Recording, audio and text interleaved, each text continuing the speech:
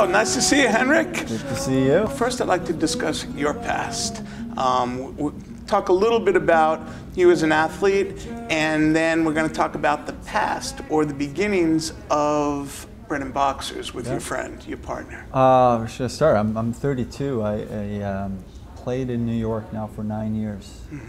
I grew up in Sweden, and then turned pro as an 18-year-old, played there for 5 years, and then I moved to New York '05. And this is my new home now. I love New York, and it's just such a great place to be an athlete. It's a great challenge because you get challenged in so many different ways. Right. But when you do succeed, it's one of the best places you could be.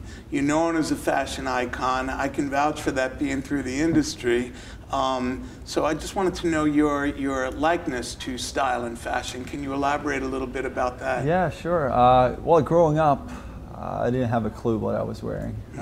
Probably when I was 15, 16, I started to pay more attention to clothes, I guess. I definitely had a stretch where I was trying a lot of different things. And looking back at old photos, you know, you start laughing. But I would say the last 7, 8 years, I kind of just stick to my style now, and I wear whatever I feel comfortable in. If it's in, it's in. If it's not, I'm okay with that. Can you tell us about the humble beginnings about Bread and Boxers? Where did the name come from?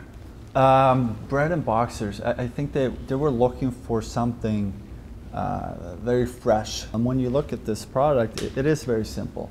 When it comes to coloring, when it comes to design, it's just something that's part of your everyday routine, and that's where the bread and boxer comes into place. Right. You want it to be something very, you know, just part of your daily routine, nothing complicated at all. So that's how they came up with that.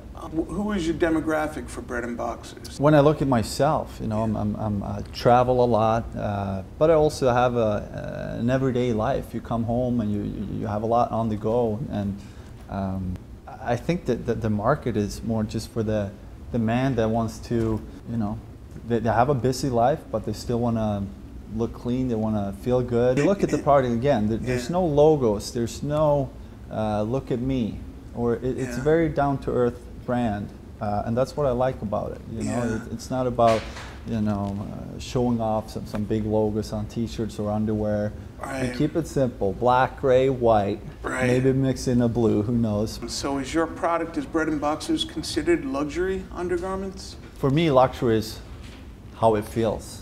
If it feels really good, that's luxury to me. I love that. It's not more, it's not, and that comes to all my clothes.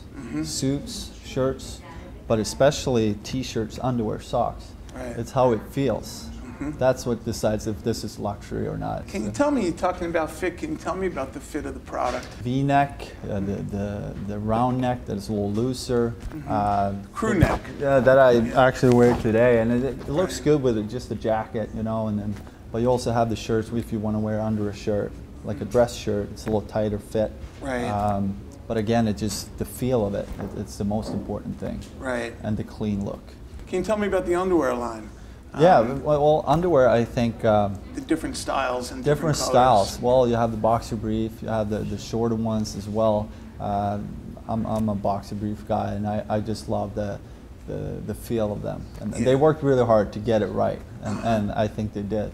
Did a fantastic job. So I wanted to talk a little bit about the future and the internet, how you foresee that as growing the brand. Yeah, I think the internet now for a lot of brands, it's a huge part of how you build your brand, how you know, grow your sales. So we're definitely going to focus on that part.